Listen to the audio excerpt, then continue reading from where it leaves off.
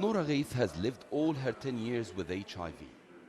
She's one of more than 400 children, it's alleged, were deliberately infected with the virus by a Palestinian doctor and his team of Bulgarian nurses. When we're invited to weddings or dinners, people point at us. That's the HIV positive girl and that's her mother, they say. We're told that she can't eat from this plate or drink from that cup. We're isolated and devastated. Noura's life now depends on taking a toxic cocktail of antiretroviral drugs. All the children here and their parents believe they were victims of an experiment to find a cure for HIV. It seems an incredible claim and one that goes against international scientific opinion on the case. But here, they insist that each victim was injected with the same strain of the virus.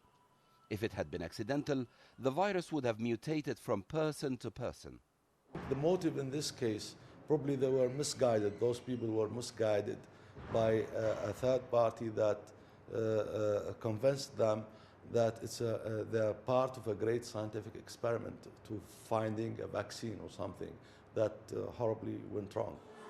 No one claims to know what organization is behind all this, apart from suggestions of foreign firms desperate to find a cure for HIV. So why choose this Mediterranean city for the so-called medical experiment? Well, the answer you get here is that Libya was under sanctions. With little travel in and out of the country, patients were an untainted sample. And if things go wrong, the eccentric leadership could be blamed. That any of these victims is willing to speak about what's happened to them is extremely rare in the Arab world. But medical procedures at the hospital where the children were infected have been condemned by the French doctor who discovered HIV. In a report commissioned by the Libyans, Luc Montagnier blames dirty needles for spreading the virus. He says the outbreak almost certainly began with a single child infected by his mother and then spread. But it wasn't intentional.